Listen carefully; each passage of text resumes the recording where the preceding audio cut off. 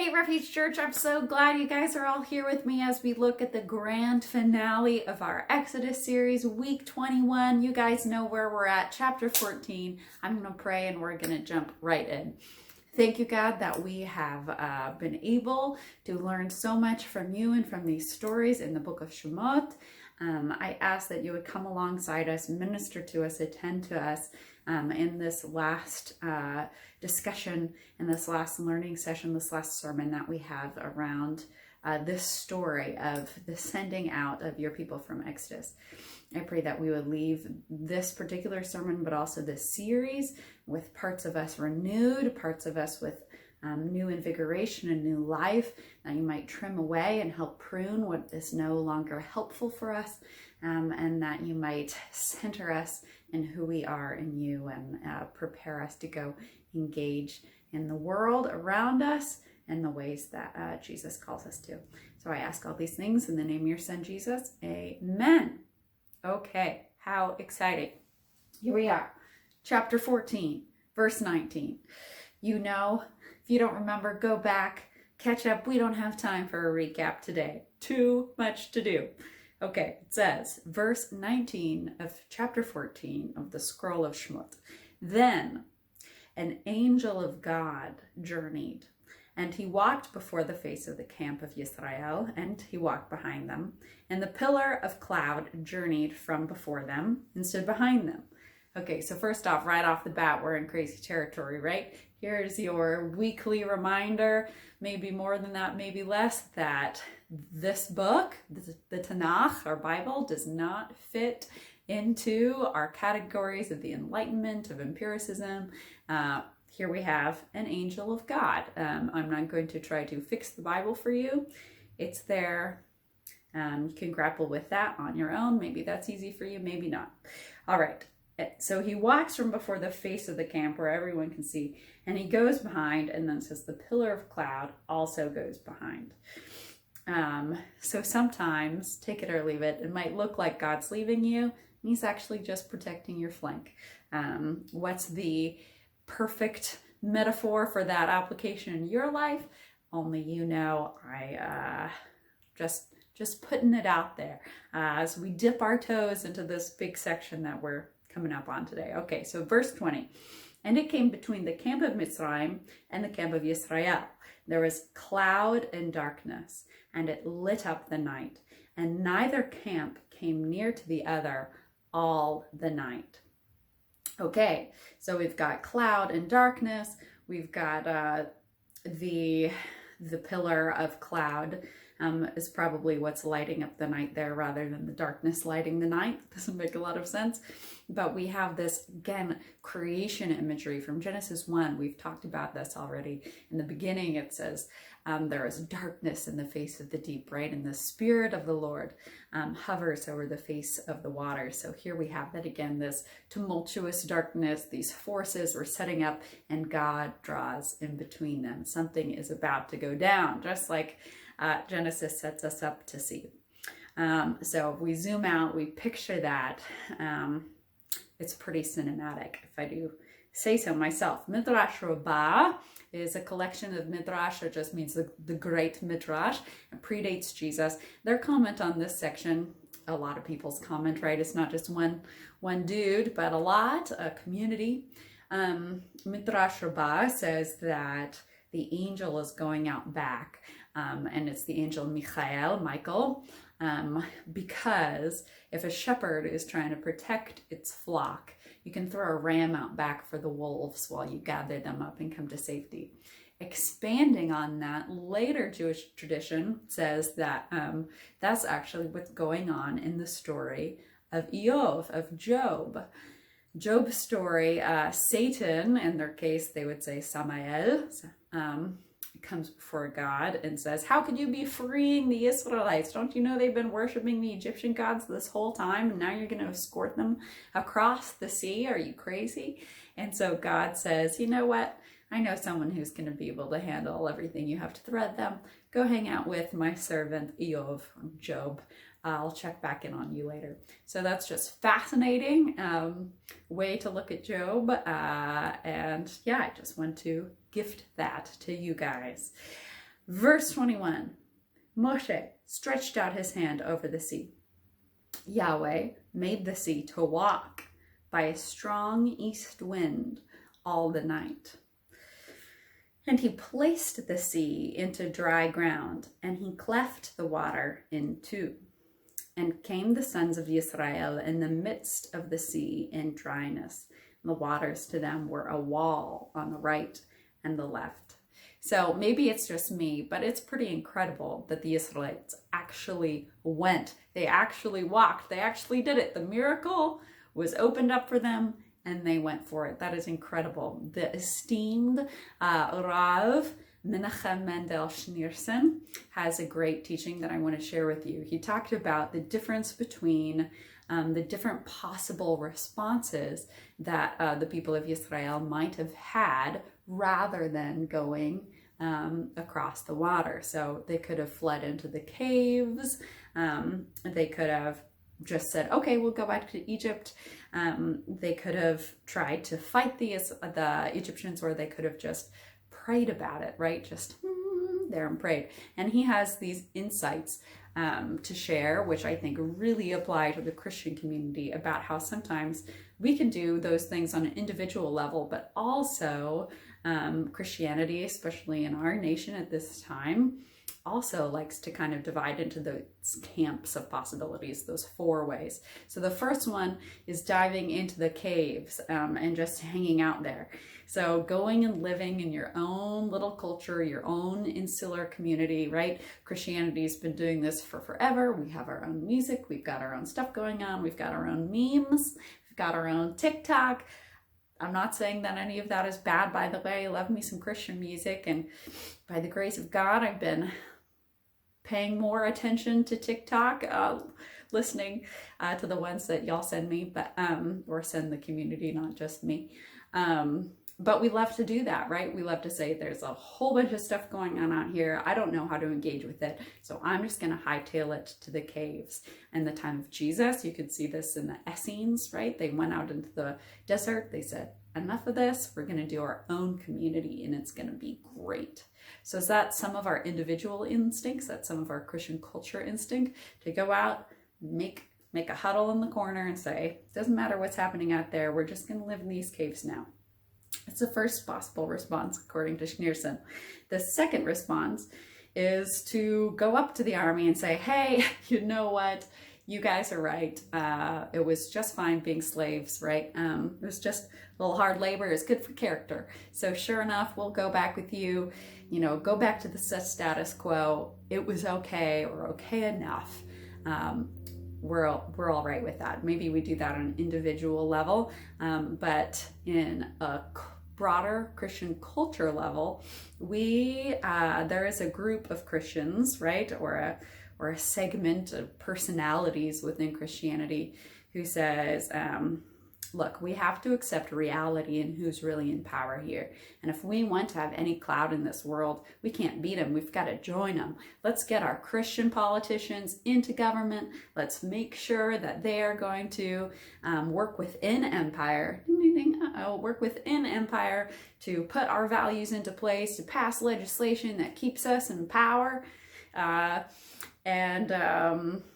In the time of Jesus, we see this in the Herodians, right? They assimilate, and through assimilation and through the slow dropping off of our values and trying to meld in with empire, meld in with Egypt, we think that we'll be able to keep some influence. That may or may not be true, but that's not the way that God calls his people here to engage with empire. Mitzrayim, the historical force, but empire, the bigger conceptual force of oppression, darkness, right? Third option would be to wage war on them, right? We talked about this with Moshe the week before. It probably wasn't his first instinct to pick up a staff and stick it over the water, but rather maybe, take off kind of like Abraham when he captured Lot, just go out and fight him. That might have been on his agenda. And certainly in Christianity, that is one of our core responses, right? We're not always trying to jockey for for political power within an empire. We're not always trying to assimilate. We're not always trying to hide off. Sometimes we just start some culture wars, right? We say, nope, absolutely not in the public square. I will dress you down for what I believe that you have done, and we're going to have it out, and you are going to see that my idea of how the Starbucks cup should be is the best way of how the Starbucks cup should be, right? That's the quintessential meaningless culture war thing, but there's so many others. That's one of the 4 approaches that Schneerson talks about, and yet not the way that God calls them to work with Egypt in this situation. Number 4, it's just to pray about it, you guys. We all know someone like this in our lives who it's kind of like retreating into the caves, right? But a little bit more stubborn, a little more tenacity. They say, you know what, you do whatever. I'm just gonna pray about it, just gonna trust in the Lord, and it'll be fine. It'll be fine, remember, is one of the most dangerous things that we can weaponize against one another. It is fine, or it will be fine. Empire loves it when we tell the oppressed that they're actually fine, or they will be soon, right? How great would that be for empire if racism is already over, if sexism is already over, if homophobia is all done? That's great. We don't have to make any changes toward justice, right? So the 4th way, even though it sounds the most spiritual, well, we will just sit on the beach and pray until they dissolve, the Egyptians dissolve into nothingness. The sun just went behind a cloud, so it kind of dimmed in here. Just goes to show, maybe it's an omen. Okay, so that's the 4th approach. Schneerson says that in the text we see that they're all wrong. He says, specifically, this is a quote, God rejected all 4 approaches, while each of them has their time and place. It's important to create an inviolable sanctum of holiness in a mundane world. It's also necessary to appreciate the nature of prevalent reality and deal with it on its own terms. It's also necessary to wage an all-out war against evil. And it's always important to recognize that one cannot do it on one's own and appeal to God for help. Super valid. I love the way he says that. That's why I didn't change it. And he continues, none of them is the vision to guide our lives and define our relationship with the world we inhabit. Rather, he says, moving forward is the key motif, right? We talked about this a little bit last week or 2 weeks ago with Independence Day thrown in there. But what is the key defining feature of the people of Israel in this story? That when God makes a way, that's the way that we go. He points and says, stretch out your hand over the water, and then they need to move forward. Not go hide, not give in, not go fight, not just find your inner peace and hope that the problem will go away, Enneagram 9s, but rather look where God's pointing and go. He continues, when you move forward, you will see that the insurmountable barrier yields and that the ominous threat fades away. You will see that the prevalent reality is not so real after all, and that you have it within your power to reach your goal, even if you have to split some seas to get there. But Elle, that's not very tangible. What are you telling me for my actual life? Yeah, God's not always super tangible, right? It's a spiritual walk. Ruach, wind, something that we can't grab onto. How are we supposed to make 10-year plans if we don't have, know exactly which of these stances, if we're not allowed to go hide in caves? How are we supposed to know what we'll be doing in 10 years? Maybe it's almost as if it has something to do with trust. But Elle, last objection, how am I supposed to know which way God is pointing so that I can go move forward? In which direction do I know that I'm supposed to be going? We are going to talk about that in the next upcoming series. It will not be as long as this one, but we're going to make some space to talk about that. We've been saying so much over and over. We've got to be listening to God. We've got to be listening to God, or else we're going to be running with our pitchfork towards Egypt, thinking we're doing the right thing. How are we supposed to know what the right thing for us in this particular moment is to do? We'll talk about that soon. Drop the trailer here. Just kidding. We don't have trailers. That would be ridiculous. in my opinion. All right, so Mitzrayim, continuing, pursued them.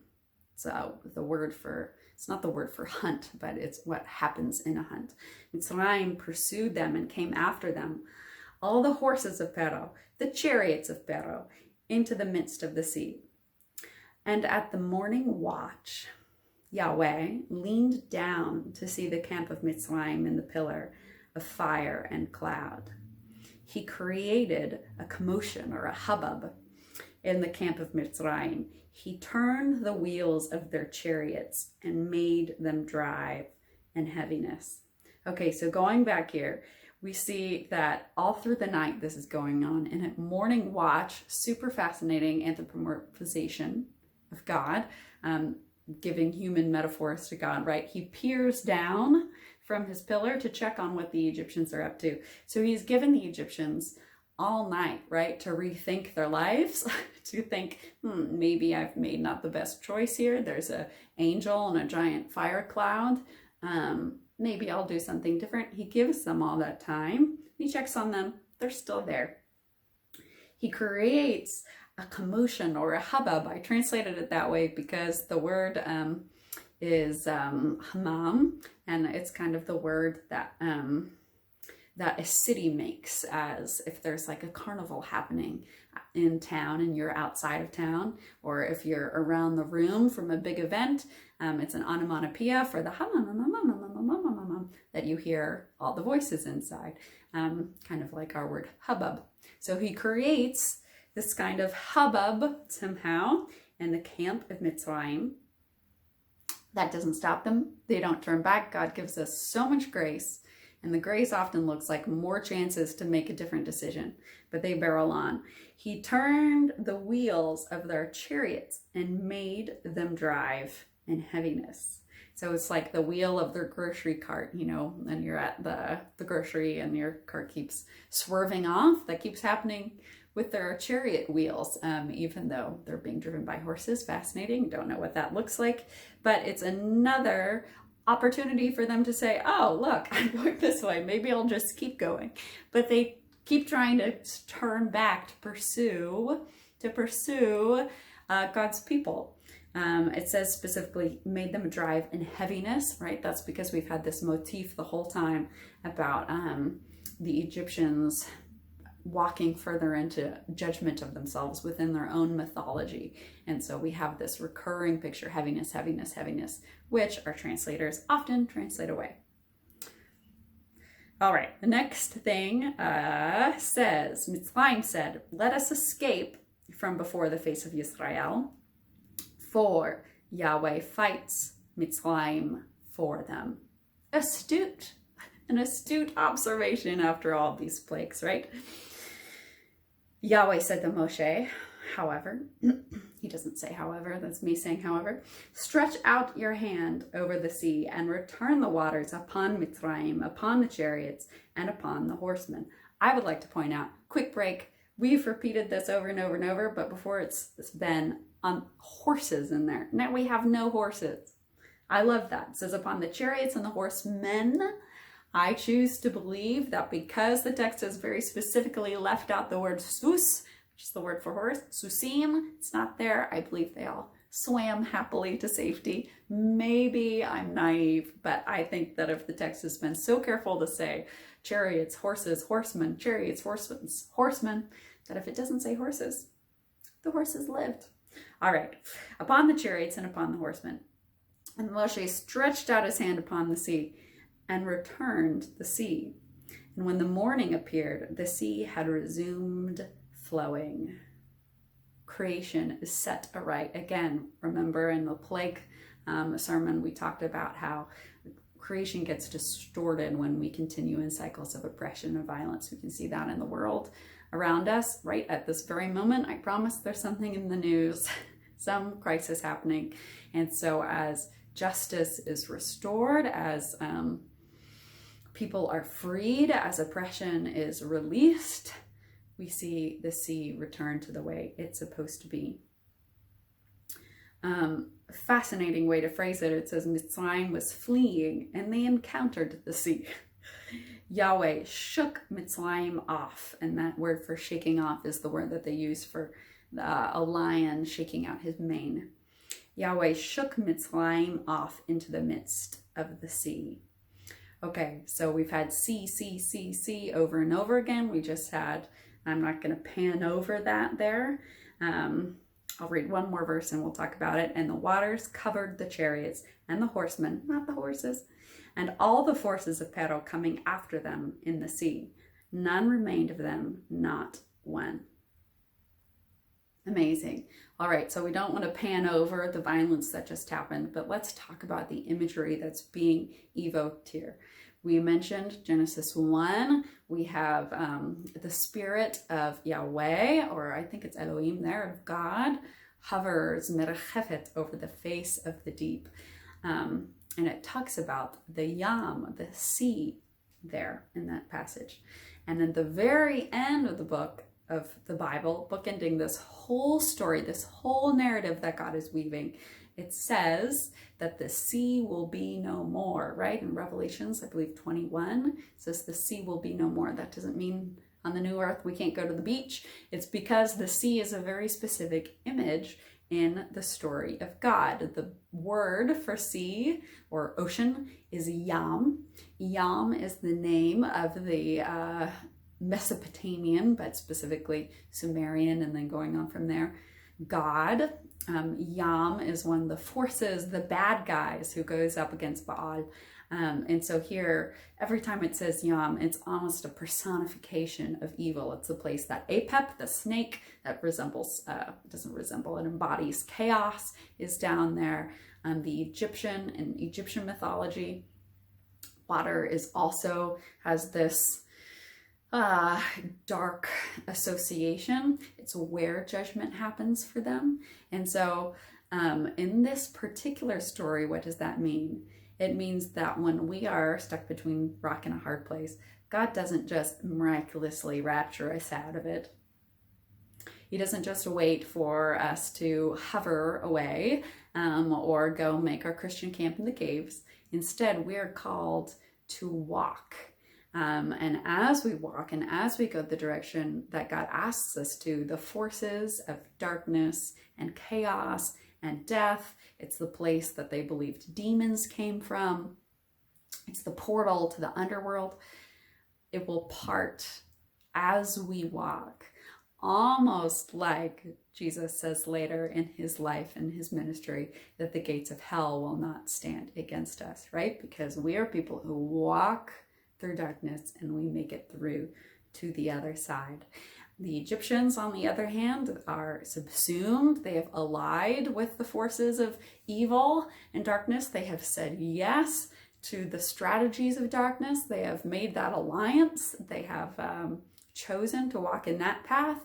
And so it follows that they belong to the realm of darkness, if that makes sense. And within their own mythology, of course, it means that they're going to the place to go be judged where God renders judgment, or in their mythology where they get weighed against the feather of Ma'at, right? Which is where all those heaviness motifs come into play.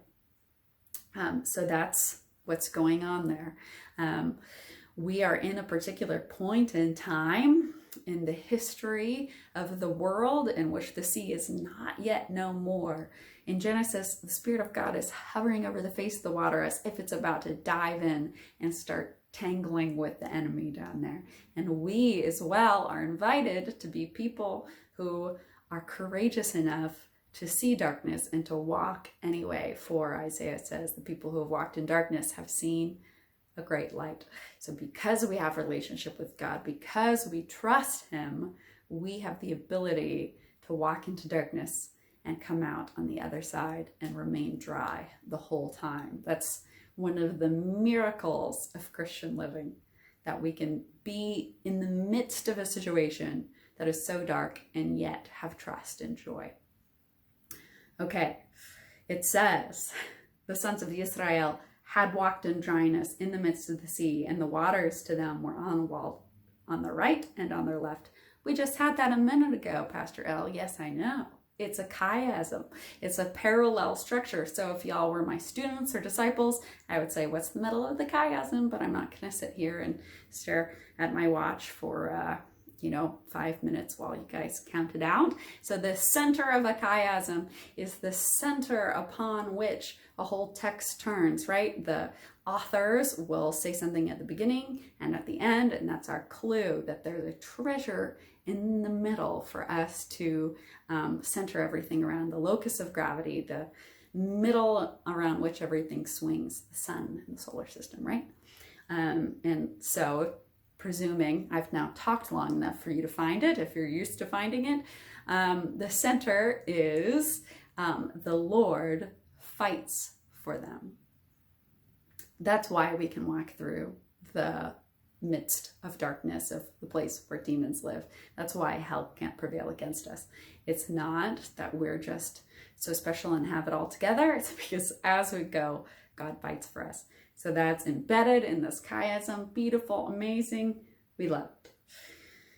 This little epilogue section here. So good. It says, Yahweh saved Israel that day from the hands of Mitzrayim. Israel saw Mitzrayim dead on the shore of the sea. Israel saw the great hand. Super interesting way to say something. The great hand, not the great axe, but the great hand that Yahweh had done in Mitzrayim. The people trembled before Yahweh, and they trusted in Yahweh and in his servant. Okay, so first off, it's a beautiful little epilogue. I want to talk about the Pero for 1 minute too. He's not even mentioned in this. Super fascinating. I think that's because we can get so wrapped up in who the bad guy is, right? And saying, I want this person to be put in jail and serve his time, whatever the situation might be. Here the narrator or the spirit draws back and does not let us fixate on, doesn't say that Pero gargled in the water and little bubbles came up to the surface as he died. We aren't invited as the audience to go, yeah! We're not invited to celebrate any one individual's particular destruction or death. We're invited to look at the stories, right? It's not even the sons of Yisrael anymore. It's just Yisrael. It's the force of God's people, the community of God's people, and the community of Mitzrayim. It doesn't say the people of Mitzrayim, it just says Mitzrayim. Pero is not mentioned. However, if we do think about Pero, I mentioned way back at the beginning, we talked about the different Peros who this one could possibly be. We talked about Ramses, just like Prince of Egypt goes with, is a popular choice because of the storehouses that were built, have the same names as historical storehouses. And so when we line it all up chronologically that way, it seems like it would probably be that guy. However, there's a different Pero who some choose to go with instead, and people have gone with all sorts of different Peros. It's not just that these are the two camps, but one camp that I really like was first brought into the discourse about, well, it could have been this Pero because his body is covered in boils and lesions, perhaps evoking the plagues, right? So that's why it came up. But what I love about it is who was that particular followed up with by his relative, daughter / widow of Egyptian family lines are put Game of Thrones to shame. So his successor, the woman who succeeded him, ding ding ding, was Hatshepsut. Why would that be so perfect, so good? But because this whole story has been set up with this exit, that they might be sent out, shalach, shalach, shalach. The very first time we see shalach, if you remember, was she is the one who sent out her hand, who used her privilege in order to rescue the one that was directly in front of her, being Moshe, this queen, this princess at the time. The potentiality that woman who chose to save Moshe and raise him, that was the woman who succeeded, who came and took the throne after this Pero died, is just so tantalizing to me.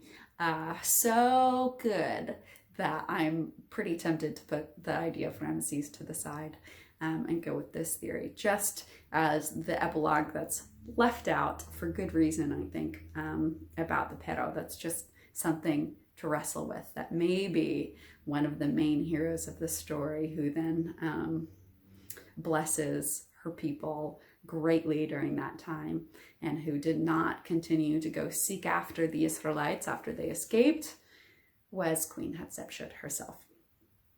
I just love that. So good. All right, but returning to the text itself, it says that they saw what had been done. They were saved. They saw Mitzrayim dead. They saw what God had done. They trembled before God and they trusted in him.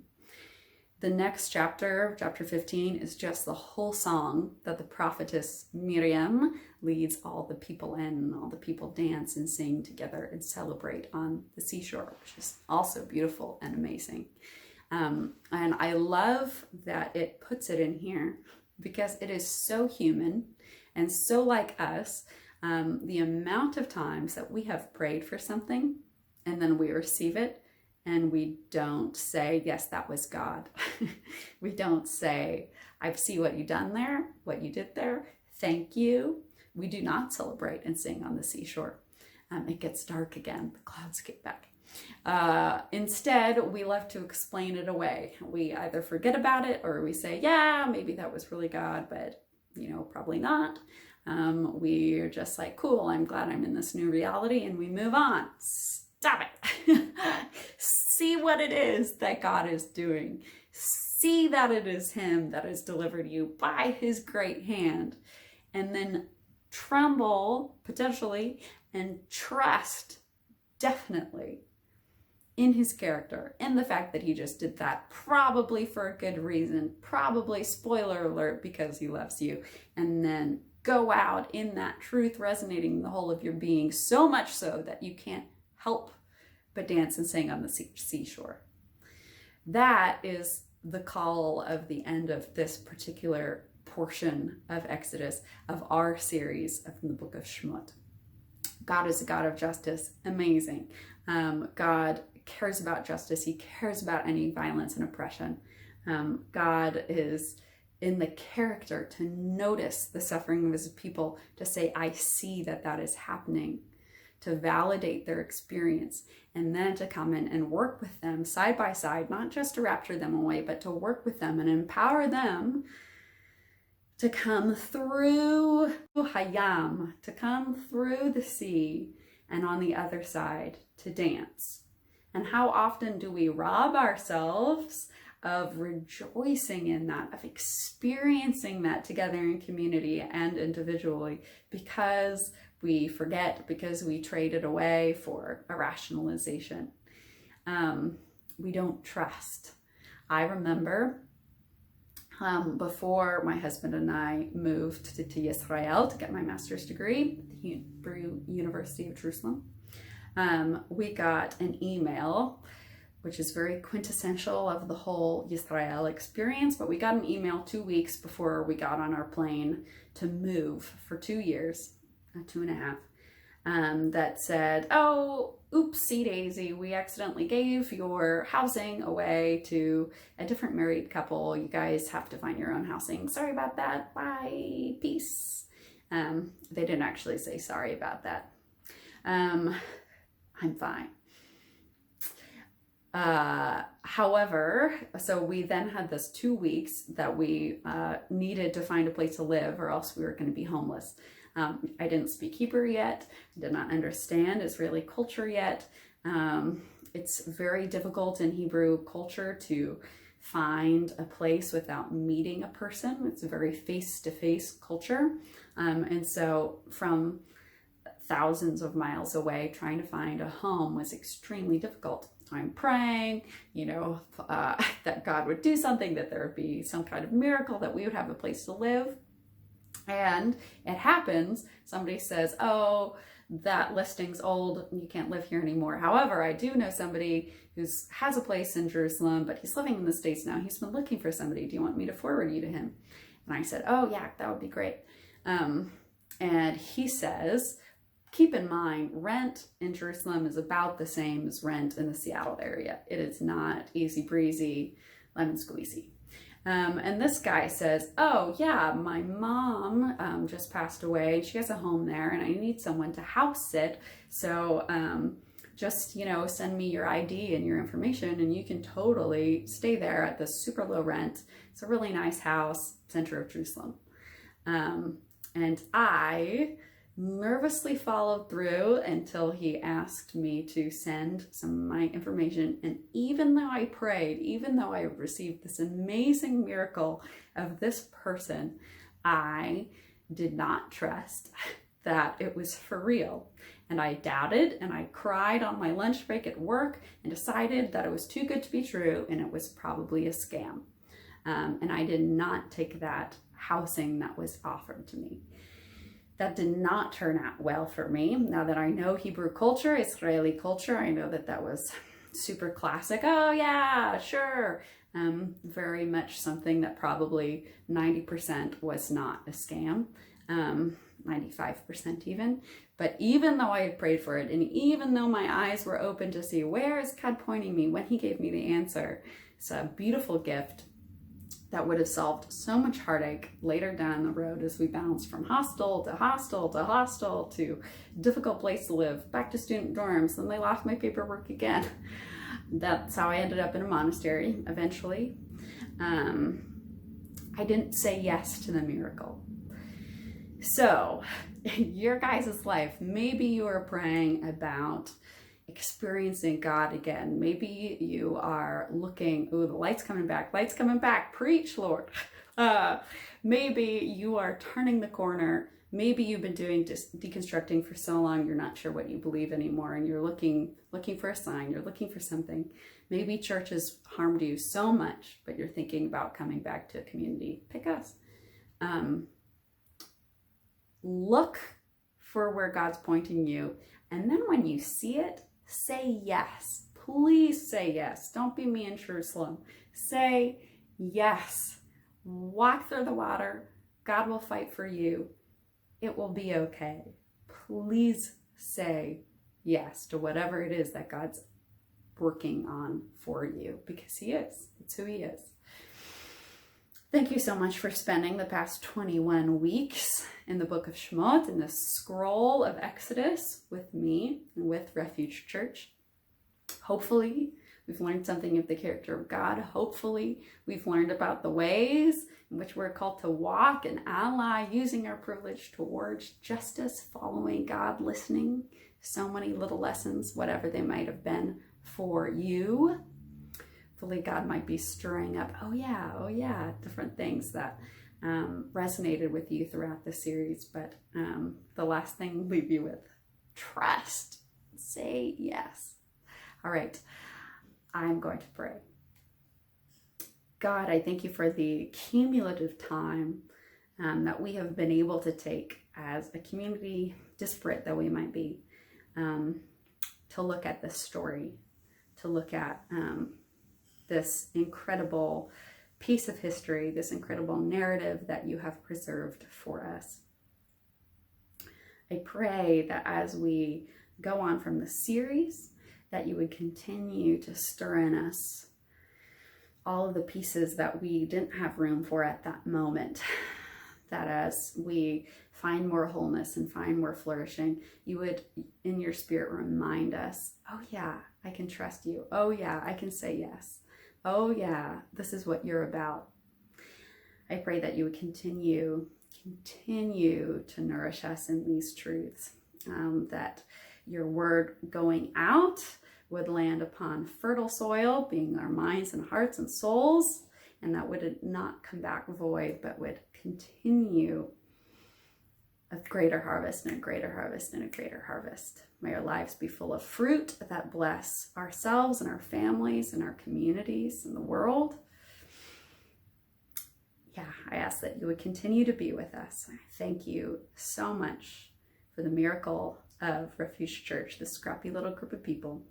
And I pray that you would bless us and enable us to rejoice, enable us to celebrate, enable us to fully relax and enjoy who you are and what you have done.